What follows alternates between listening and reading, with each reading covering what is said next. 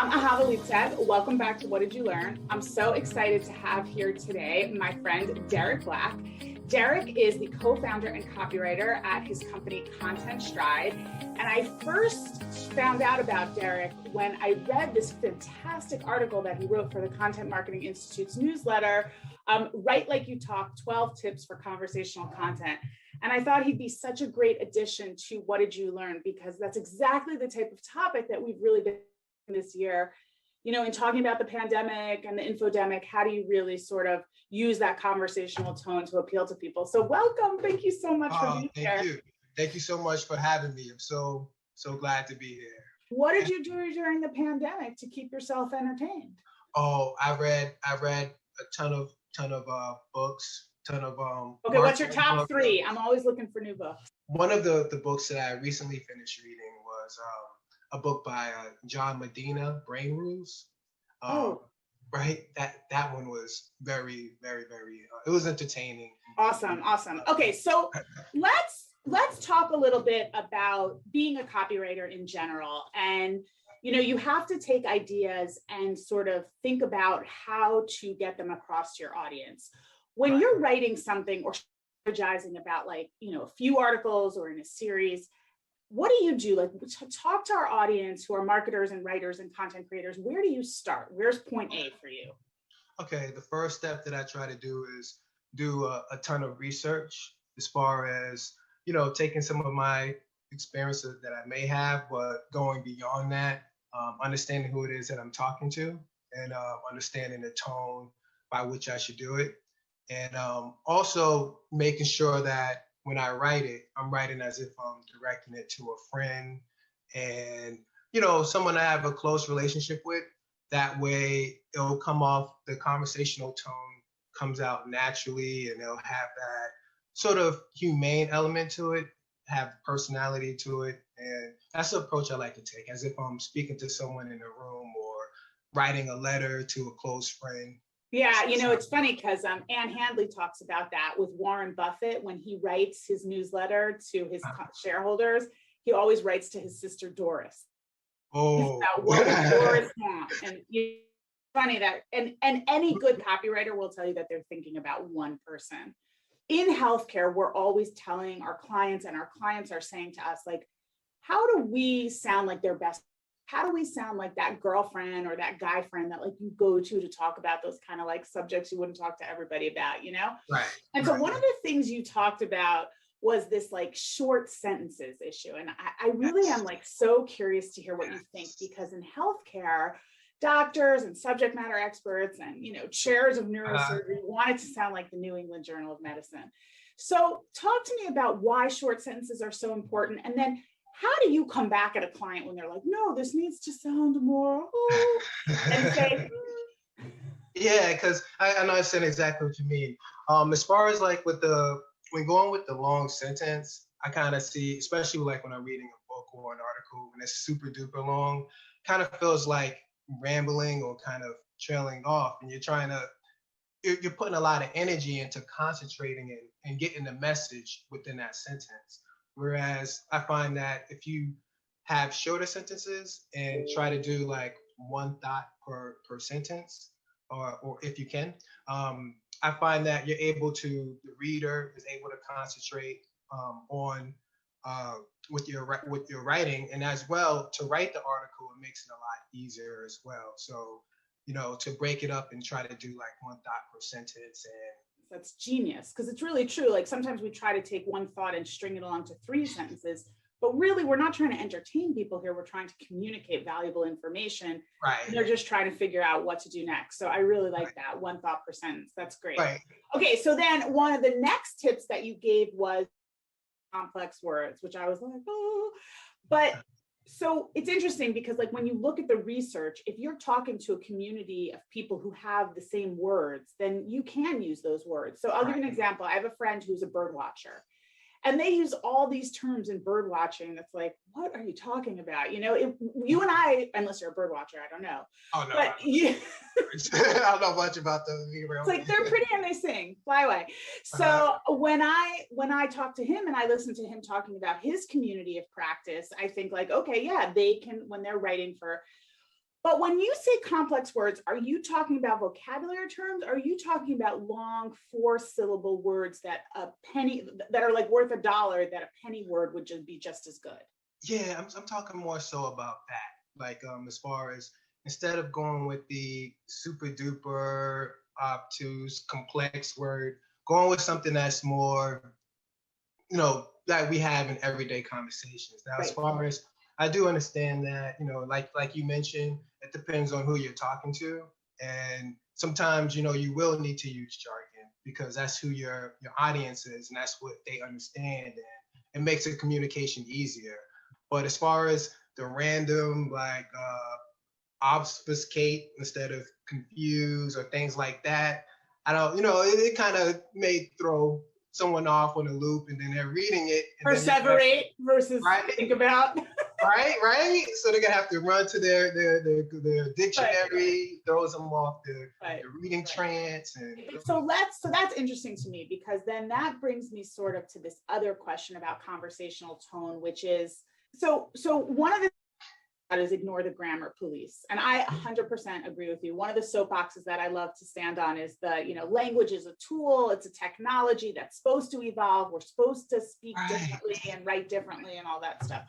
So I love the fact that you're saying, snub the grammar police. But then I'm thinking about, I have teenagers and the way they write and speak, I don't know what's going to happen to the future of the English language. So my question to you is, where's the line?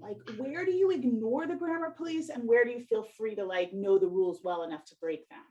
Yeah, I think that there are certain grammar rules that are unbreakable, that we shouldn't break, and that the key is just clarity. We have to make sure that whatever we're saying, that our audience is going to understand it. And look at when we write, we'll create the content and then look at it from the perspective of the reader and see if that they'll understand it. So, things like ending a sentence with a preposition, or sometimes ending a sentence in a preposition makes the sentence more clear. It helps the reader understand. That's correct. So only in the service of if it helps the reader understand what you're saying more. I think that's the only time you should break a grammar rule. I love that. It's so true. Yeah. It's really, really true what you're saying. Okay, so then the next thing you talk about is harmonizing. Well, you talk about a lot of things, but I'm picking out the ones I love. Yeah. So go read the article. It's phenomenal.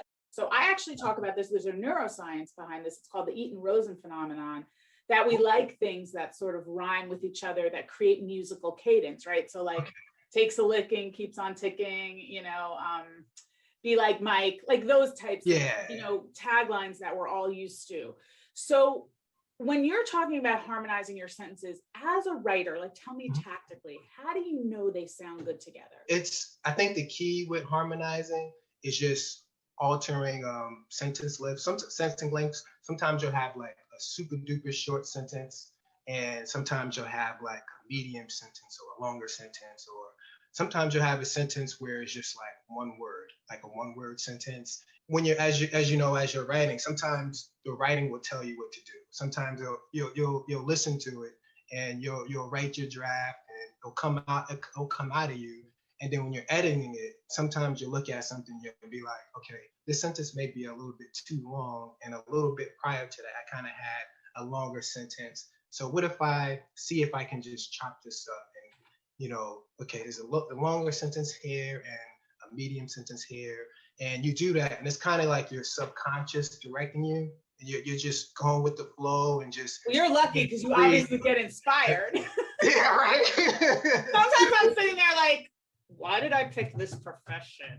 Oh yeah, right. It's like that Ernest Hemingway quote is to write, you gotta open up a vein and you sit down at a typewriter and bleed. That's right. And it does feel like that because it's so hard. It's so hard. Right. The article we're talking about. You hear that, people? It's hard to do what we do. So it's hard. I rewrote that article probably 12 times, 15 times to rewrite. Like you said, it's just so hard. And then, but I think Judy Blume was the writer who said there are no really great writers, just great editors. Yes. I think that's it. And that's it, right? That's really right. the thing that it is. And I always feel that way. When I write Anne Handley likes to call it the ugly first draft. I'm I'm putting this away for 24 hours or 24 years. Come to it one day. But okay, so here's my question to you about splurging on contractions. So here's my problem with writing. I'll be really honest here. It's some truth telling time. I write like Ahava. Or I write like what forever client I'm writing for. But when I write for Ahava, I use a lot of contractions. And then my little word editor comes up and it's like, there is. It just wants to obliterate my splurging on contractions. And there are a lot of times where, and I don't know if it's like the school child in me or whatever it is, where I'm like, maybe this artificial intelligence that was programmed to make a decision is really right in this circumstance. What do you tell a writer who wants to splurge on contractions or any other of the tools that you're telling them to do? And then grammar comes along, or an editor comes along, or a client comes along and really wants to fight them on certain aspects of the piece. How do you sort of help them through that? Yeah, because a lot of times, of course, there are going to be some instances where you don't want to use a contraction, where say you want to emphasize like is, like there is, and go there is, emphasize it. Or sometimes it's kind of like a feeling. Sometimes like you look at a sentence and you're like, okay, I don't think I should go with a contraction here because it flows better without the contraction. And then there are other instances where in your initial draft where you'll look at it and you'll see, okay, I don't have a contraction here, but let me test it out and see how it would sound with a contraction. So a lot of it is just testing it. So what I'll do is, or with the different sentences I'll test how it sounds with a contraction. And I find like a lot of instances of it just flows better with the contraction. And there's cases as well where I'm like, okay, I shouldn't go with a contraction here, even though I'm not emphasizing, say, is. It just flows better with a contraction. It makes it. I mean, without that contraction, it'll make the statement more, it hits harder. So a lot of it is just, you go for whatever the flow, whatever that particular sentence and that message you're trying to convey.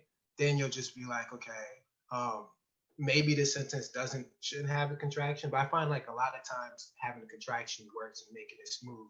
Now, as far as like with editors and things of that sort, I like to use Grammarly. Grammarly, they'll tell me to make a suggestion, whether, it may be a contraction or switching the word. And then sometimes you put your foot down and you say, it flows. I'm just not going to listen to you in this one. I have to disagree with you, Grammarly or I have to, have to put my foot down. Yeah. Okay. So here's my next question for you, because I think about this a lot. So I'm on Instagram stories and TikTok all the time for a lot of different reasons, but mostly because it's a good way to while away the time during the pandemic.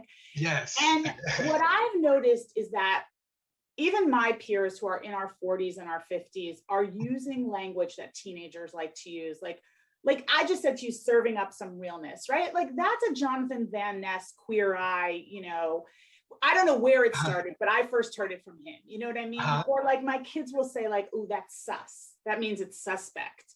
If you're a healthcare organization and you're trying to reach this audience, do you risk diluting your brand, or not? Dilute is not even the right word, but like embracing a new side of your brand to attract this audience? Or does it come across as even inauthentic, like, or a Gen Z or a one of the younger millennials, like, oh, they're trying to talk like me.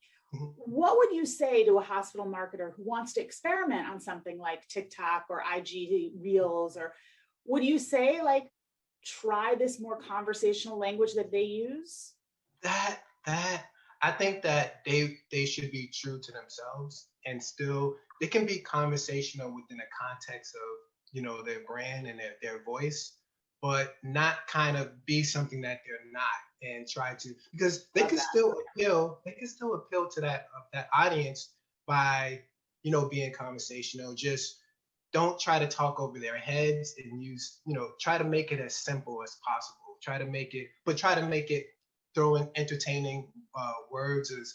I like to be real selective about which verbs I use. So I feel that when you say, instead of saying select, like I wanted to, for instance, remove difficult words from my article, right? You could say something like, I wanted to pluck different words. That's difficult amazing. words, right? So when you do that, when you use action verbs like that you can see like a visual towards, that in itself kind of makes your content more entertaining. I think your advice is so on the money. It's like you don't have to lose what the brand sounds like in order to appeal to that audience. You just Right. have to find, like, I love the strong verbs, like that's so smart.